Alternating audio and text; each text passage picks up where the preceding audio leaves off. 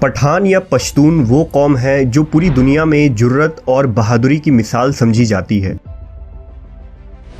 تاریخ شاہد ہے کہ یہ نہ تو کسی بادشاہ سے ڈرتے ہیں اور نہ ہی ان پر کسی ظالم حکمراں کا خوف طاری ہوتا ہے۔ یونانی، ایرانی اور تاریخ کے کئی اقوام نے پٹھانوں کو زیر کرنے کی کوششیں کی، مگر سارے ناکام رہے۔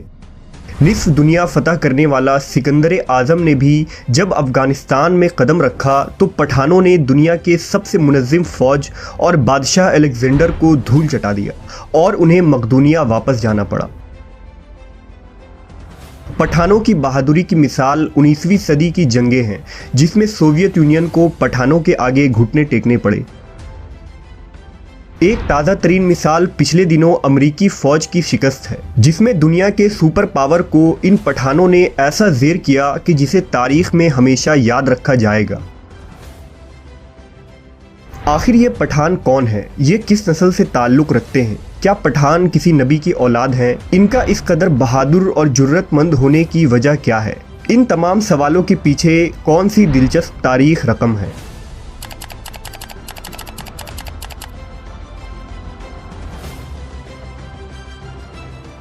پٹھانوں کی تاریخ اور نسل کے متعلق 3 مختلف نظریے ملتے ہیں۔ بعض کہتے ہیں کہ پٹھان آریائی نسل سے تعلق رکھتے ہیں، بعض کے نزدیک یہ قیس عبد الرشید نامی شخص کی اولاد ہیں جو حضور صلی اللہ علیہ وسلم کے ایک صحابی تھے، اور تیسرا نظریہ جو خود پٹھان تسلیم کرتے ہیں وہ یہ ہے کہ پٹھان قوم کا تعلق بنی اسرائیل کے گمشدہ قبائل سے ہے۔ ہم اس ویڈیو میں ان تمام نظریات کا تحقیقی جائزہ لیں گے۔ پٹھانوں کے روایات کے مطابق قیس عبد الرشید عرف پٹھان قوم کا مورث اعلیٰ ہے۔ قیس کو پٹھان اپنی زبان میں کش کہتے ہیں۔ قیس عبد الرشید وہ پہلے پشتون شخص تھے جنہیں عرب میں محمد صلی اللہ علیہ وسلم کی آمد کی خبر ہوئی تھی، لہٰذا جب قیس اپنے قوم کے لوگوں کے ساتھ مدینہ پہنچے اور حضور کے بارگاہ اقدس میں حاضر ہوئے تو نبی نے اس جماعت کے ساتھ شفقت فرمائی اور ہر ایک سے اس کا نام پوچھا۔ پھر حضور نے فرمایا کہ قیس عبرانی نام ہے، لہٰذا آپ صلی اللہ علیہ وسلم نے اسے بدل کر عبد الرشید رکھ دیا۔ حضرت قیس اور ان کے قبیلے کے لوگوں نے اسلام قبول کر لیا اور اس طرح انہیں پہلے پشتون صحابی ہونے کا شرف حاصل ہوا۔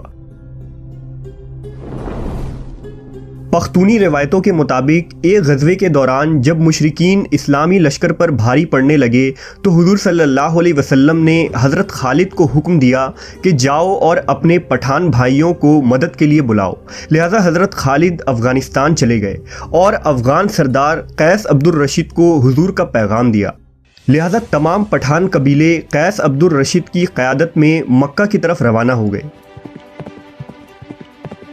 مکہ پہنچ کر انہوں نے ایک خون ریز جنگ لڑی۔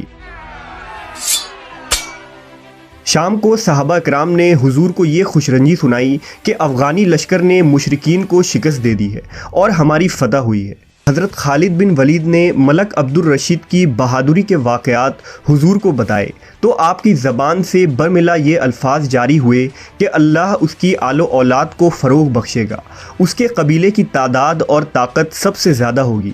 پھر نبی صلی اللہ علیہ وسلم نے فرمایا کہ مجھے وحی کے ذریعہ آگاہ کر دیا گیا ہے کہ اس کی خدمت کے لیے اس قبیلے کی کثرت و استحکام کو وہی حیثیت حاصل ہوگی جو کہ کشتی یا جہاز کے نیچے والی لکڑی کی ہوتی ہے جس پر جہاز کی عمارت استوار ہوتی ہے۔ حضور نے بارگاہ خداوندی میں دعا کی کہ اس مرد کی نسلوں سے ایک عظیم قبیلہ پیدا ہو جس کے افراد قیامت تک سلامتی اور ایمان کے ساتھ شریعت اسلام پر ثابت قدم رہیں۔ رخصت کے وقت حضرت خالد کی درخواست پر ایک انصاری صحابی کو قیس عبد الرشید کے ہمراہ کیا گیا تاکہ وہ کوہستان غور کے علاقوں میں لوگوں کو شریعت کی تعلیم دے۔ نعمت اللہ ہروی کی کتاب مخزن افغانی جو قیس قبیلہ کی تاریخ پر لکھی گئی ایک مشہور کتاب ہے، اس میں درج ہے کہ قیس عبد الرشید حضرت خالد بن ولید کے ہاتھ پر مشرف با اسلام ہوئے تھے اور قیس نے حضرت خالد کی ایک بیٹی سے نکاح بھی کیا تھا جس سے بٹن اور غور پیدا ہوئے اور ان کی اولاد پٹھان کے نام سے مشہور ہوئی۔ نعمت اللہ ہروی نے لکھا کہ کتب حدیث سے اس خبر کی تصدیق نہیں ہوتی ہے، لیکن دوسری تاریخی روایتوں سے سندھ اور افغانستان سے وفد کا مدینہ آنا اور اسلام قبول کرنا ثابت ہے۔ پٹھان قوم کے متعلق دوسرا نظریہ یہ ہے کہ پٹھان یہودی النسل ہے۔ افغانی تاریخ داں اور بہت سے یہودی مورخین پٹھان قوم کا تعلق قبل از مسیح کے یہودی قبیلے سے جوڑتے ہیں، یعنی بنی اسرائیل کے وہ 12 قبیلے جو ارض فلسطین میں آباد تھے۔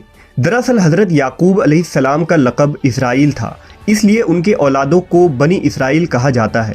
حضرت یعقوب کے 12 بیٹوں سے بنی اسرائیل کے 12 قبیلوں کی بنیاد پڑی، جن میں آل یہود، آل لاوی اور آل روبن وغیرہ معزز قبیلے تھے۔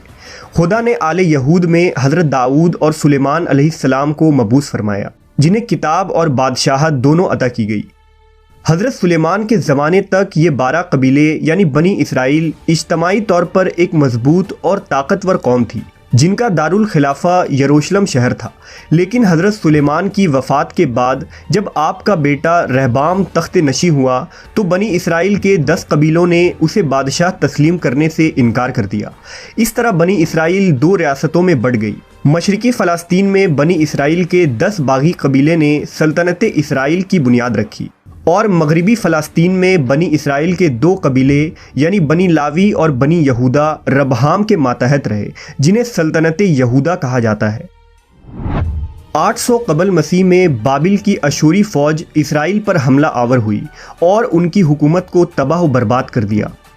اب صرف مغربی فلسطین میں آباد سلطنت یہودا باقی رہ گئی، اور وہاں بسے بنی اسرائیل یہودی قوم کے نام سے مشہور ہوئے۔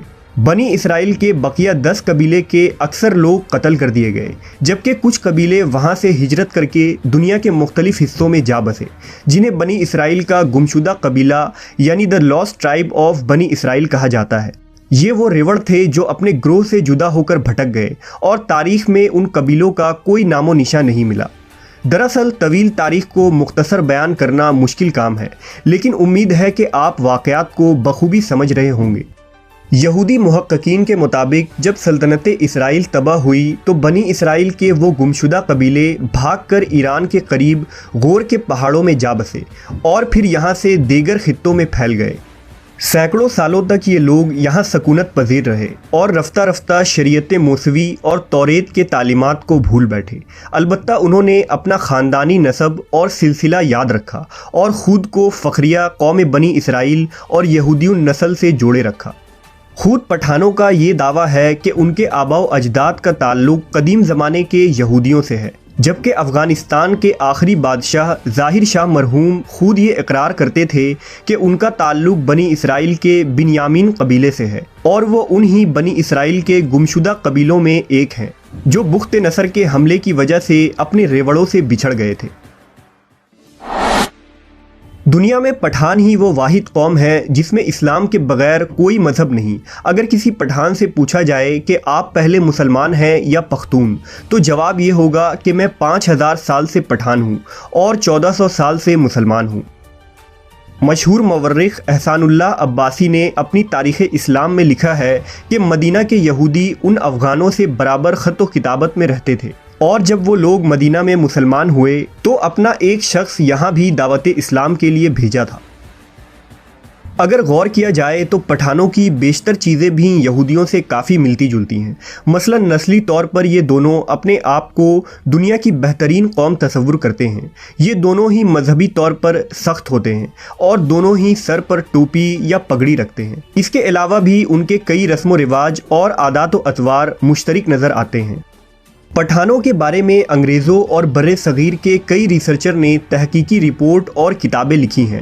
بر صغیر کے ایک ریسرچر نے جب ایک پشتون پٹھان کے ڈی این اے نمونوں کا، خصوصاً اس کے کروموزوم کا تجزیہ کیا تو یہ مغرب میں آباد یہودیوں سے 95% میچ کر رہی تھی، جو اس نظریے کو مزید حتمی اور مضبوط بنا دیتی ہے۔ نبی صلی اللہ علیہ وسلم کی دعا ہی یہ وجہ تھی کہ پٹھانوں کا اللہ کی راہ میں لڑنے کا جذبہ آج تک باقی ہے، اور یہ قوم اللہ کی رضا اور شریعت کے لیے مر مٹنے کو تیار رہتی ہے۔ قرب قیامت میں بھی لڑی جانے والی جنگوں میں پٹھانوں کا اہم کردار ہوگا۔ حضور کی پیشن گوئیوں کے مطابق قیامت کے قریب یہی وہ لشکر ہوگا جو امام مہدی کی مدد کے لیے نکلے گا۔ حدیث کے مطابق انہی علاقوں سے علم لے کر مسلمان فوجیں نکلیں گی جن کا راستہ دنیا میں کوئی بھی نہیں روک پائے گا، یہاں تک کہ وہ اپنے جھنڈے ایلیا یعنی بیت المقدس میں جا کر نصب کر دیں گے اور امام مہدی کے ساتھ مل کر مسیح الدجال کے خلاف جنگ لڑیں گے۔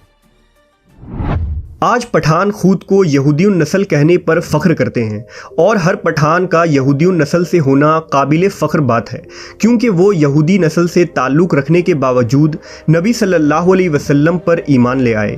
یہ ان کی غیرت کی بلندی اور ایمان کی عظمت کی نشان ہے کہ انہوں نے سچے نبی کی تصدیق کی، جن کا ذکر توریت و انجیل میں موجود ہے، جبکہ عرب میں آباد یہودیوں نے آخری نبی کا انکار کیا اور آپ پر ایمان نہ لائے، صرف اس بنیاد پر کیونکہ حضور کا تعلق بنی اسرائیل سے نہیں بلکہ بنی اسماعیل سے تھا، اور اس طرح وہ یہودی نسلی تعصب اور حسد و کینہ کی وجہ سے گمراہ اور خوار ہوئے۔